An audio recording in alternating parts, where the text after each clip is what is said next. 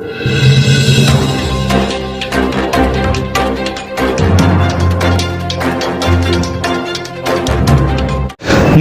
आप देख रहे हैं डीडीआर न्यूज चैनल। मैं हूं राम निवास यादव। इस समय मैं बड़हलगंज के बैदौली गांव में उपस्थित हूं। हमारे सामने आप देखेंगे कि एक पूरा परिवार बैठा हुआ है, जबकि इधर इस बच्चे का दादाजी बैठे हुए हैं। बच्चे का नाम अभी हम बच्चे से स्वयं जान लेंगे। उधर दादी जी बैठे हैं, उधर पिताजी और बच्चे के माताजी बैठी हुई हैं, और इधर छोटी सी बच्ची, इस बच्चे के छोटी बहन बैठी हुई है। हम यहाँ क्यों उपस्थित हुए, कैसे उपस्थित हुए, हम आगे बताने का प्रयास करेंगे कि यह बच्चा कक्षा 5वीं तक इस क्षेत्र में रहकर, जो बड़हलगंज मिनी अयोध्या के नाम से जाना जाता है, छोटी से शहर में रहकर एक बहुत बड़ी उपलब्धि कायम करके दादा दादी के साथ साथ माता पिता का नाम गौरव किया है और क्षेत्र में ऊंचा किया है। उसके साथ इस क्षेत्र का नाम भी आज रोशन कर रहा है। पूरे जिले में नहीं, पूरे प्रदेश में भी नाम रोशन कर रहा है। जबकि हम बता दें, बच्ची की प्रारंभिक शिक्षा इसी बड़हलगंज में एक विद्यालय में हुई है। अभी हम बच्चे से वार्तालाप करेंगे और पूछेंगे कि किस विद्यालय में प्रारंभिक शिक्षा इनकी हुई है और यह क्या तैयारी किए थे। तैयारी के साथ साथ राजकीय आश्रम पद्धति वाराणसी में इनका एडमिशन होने जा रहा है, जो बचपन से लेकर आज तक या कक्षा 5 तक अपने जीवन में कितना संघर्ष किए हैं, कितनी मेहनत किए हैं, क्या उपलब्धि इनके साथ और हाथ लगी है। अगर इस क्षेत्र के और बच्चे और माता पिता और दादा दादी और गार्जियन ध्यान देते तो उनके बच्चे भी इस बच्चे के साथ उस विद्यालय में कहीं ना कहीं जाकर एडमिशन करवाते और माता पिता के साथ साथ परिवार के साथ साथ इस क्षेत्र का और देश का और क्षेत्र का नाम रोशन करते। सबसे पहले सर, डीडीआर न्यूज चैनल में आपका स्वागत है। हेलो। हाँ, आपका शुभ नाम? हमारा शुभ नाम है अखिलेश पांडे। आपका नाती आज के डेट में पूरे जिले का और प्रदेश का नाम रोशन कर रहा है। इस बच्चे को आशीर्वाद के रूप में क्या कहना चाहेंगे? हम तो आशीर्वाद यही देंगे कि इस बच्चे का भविष्य बनाने वाले इनके मम्मी और पापा हैं। इन्होंने इसको बहुत ही त्याग और तपस्या से संवारा है और उन्हीं लोगों की देन है कि आज उस मुकाम पर पहुँचे हैं। सबसे बड़ा तो योगदान आपका है कि ऐसे बेटे को जन्म देकर और शुरुआती शिक्षा देकर आप इस समाज में और देश में दिए हैं कि आज यह अपने बेटे को यानी आपके नाती को इतना शिक्षा दिए कि आज देश में लड़का नाम रोशन कर रहा है। तो यह आशीर्वाद आप ही का है ना? जी, हम आशीर्वाद देते हैं कि लड़का और आगे बढ़े और माता पिता का, हम लोगों का नाम रोशन करे। इसी के साथ हम इनको आशीर्वाद दे रहे हैं। आपका नाम बाबू? अस्तित्व पांडे। आपकी शुरुआती शिक्षा कहाँ से रही? बेबीज कॉर्नर स्कूल से। उसमें माता पिता का योगदान क्या रहा और दादा दादी का क्या योगदान रहा? उस स्कूल में मम्मा टीचर के रूप में पढ़ाती थी। फिर वो मुझे बताई कि मुझे पढ़ना चाहिए और एक फॉर्म भरूं। फिर पापा हेल्प किए पढ़ाने में और इसी के साथ मैं फॉर्म भरा और पापा ने पढ़ाया मुझे घर पे। आपका संघर्ष कितना रहा, कितना मेहनत करते थे ताकि आपसे और बच्चे इस वीडियो को देखकर सीख सके और मेहनत कर सके, उस पर कुछ बताने का प्रयास करें। जैसे रात में कितना जगना होता था, मम्मी पापा कितना ध्यान देते थे आपके ऊपर। मैं जब स्कूल से घर आता था तो फिर मम्मा पापा बोलते थे कि सो लो, फिर रात को पढ़ लेना।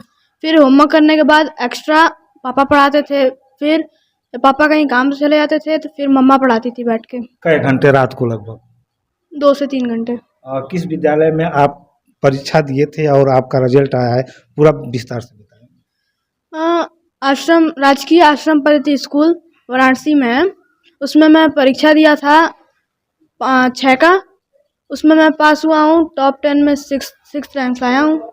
ये बताइए, आपका शुरुआती शिक्षा जैसे केजी से लेकर कक्षा 5 तक एक ही विद्यालय में रहा कि एक विद्यालय से दूसरे विद्यालय, तीसरे विद्यालय में, क्या रहा? एक ही विद्यालय में रहा। एक ही विद्यालय? हाँ, जहाँ में मम्मा मेरी पढ़ाती थी, बेबीज कॉर्नर स्कूल। आपका नाम? मेरा नाम पावी है। किस कक्षा में पढ़ती हैं? मैं कक्षा 2 में पढ़ती हूँ। पता है आपका भाई कितना बड़ा टॉप किया है, परीक्षा देकर एडमिशन होने जा रहा है? क्या आप भी उतना तैयारी करेंगी जितना मेहनत करके पढ़ते थे? हाँ। साथ में मेहनत इनके साथ करती है, पढ़ती हैं? हाँ। छोटी सी बच्ची है जो इस बच्चे की बहन है, वह कह रही है कि मेरा भाई अगर उतना करके मेहनत करके कहीं ना कहीं अपने एडमिशन के लिए गया है तो मैं भी उतना ही मेहनत करूंगा कि अच्छा मार्क लाकर आगे चलकर कक्षा 5 के बाद तैयारी करती रहूंगी। और आगे इसी के साथ हम दादी के पास चल आगे चलकर आपकी क्या सोच है कि हम बनकर दिखावें और देश की सेवा कर सकें? मैं फॉर्म इसलिए भरता था कि मुझे नए नए आइडिया मिले पढ़ने के लिए। फिर मैं अभी वैसे तो आश्रमपति स्कूल में पढ़ूंगा 12th तक।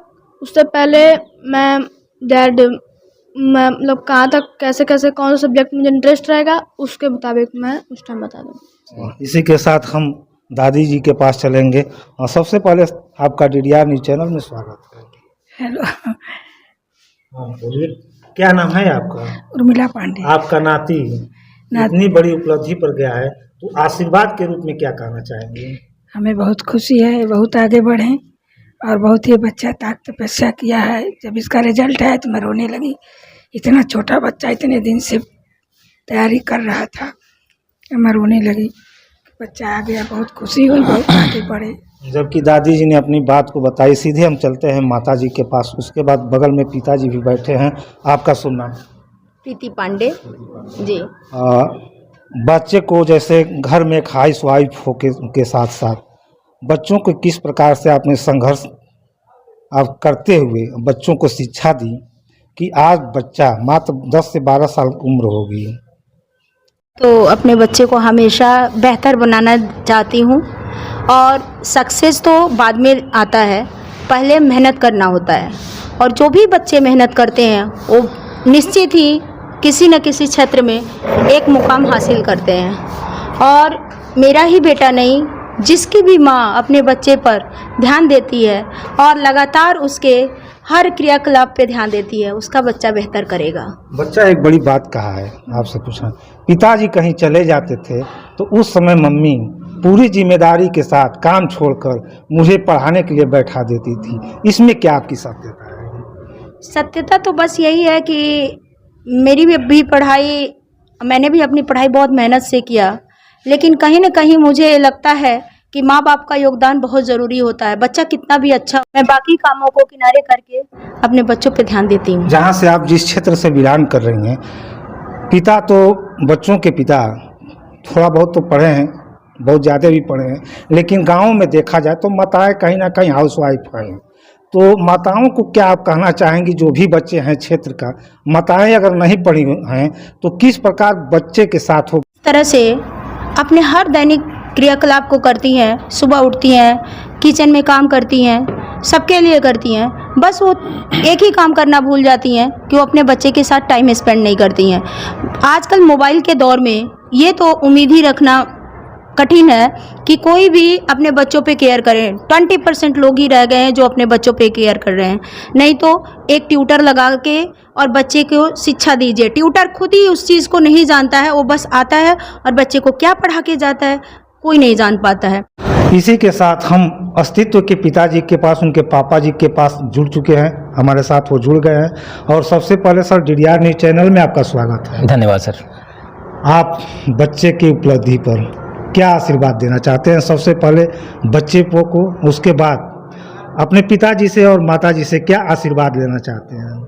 बस उन लोगों का इसी तरह से आशीर्वाद बना रहे, क्योंकि किसी भी परिवार को आगे बढ़ने के लिए ना जनरेशन का साथ होना बड़ा ज़रूरी होता है। जैसे आजकल एकल फैमिली का एक संस्था चला हुआ है कि मियाँ बीवी बच्चा के साथ रहो, और मुझे लगता है कि अगर पूरा परिवार साथ में रहता है तो सुख दुख हर चीज़ का शेयर करना, हाँ ठीक है कहीं ना कहीं तकलीफ़ें होती हैं, बट हर चीज़ बड़ा आसान हो जाता है, ज़िंदगी आसान हो जाती है। इतना टफ होता नहीं है जितना टफ बन गया है। तो मेरा ये हमेशा से मानना है कि कंबाइंड फैमिली साथ रहे, ज़्यादा बेटर है। इससे मजबूती बनती है, बच्चों के लिए भी बनती है। जैसे मान लीजिए कि कहीं बच्चा जो है पनिश हुआ मम्मी पापा से, तो दादा दादी के पास जाकर अपने दुख को, अपने रोना गाना शेयर कर लेता है। लेकिन आप इमेजिन करिए केवल मम्मी पापा रहें और बच्चे रहें, तो अगर बच्चा कहीं डांट सुनता है तो आखिर वो कहाँ जाएगा? तो धीरे धीरे वो बच्चे धीरे धीरे डिप्रेस होना शुरू कर देते हैं। तो कंबाइंड फैमिली में बच्चों का मेंटल लेवल बड़ा स्ट्रांग रहता है सर, ये मेरा मानना है। इतना बड़ा परीक्षा आपका बच्चा क्वालिफाई करके आज एडमिशन कराने जा रहा है 10 दिन बाद, 1 महीने बाद, तो आपको कैसा है मन में आया कि ये परीक्षा अस्तित्व क्वालिफाई कर लेंगे कि नहीं कर लेंगे, कहीं डर भय आपके अंदर बना रहा कि नहीं? ईमानदारी से बोलूँ तो सर मैं बहुत सपना देखता हूँ।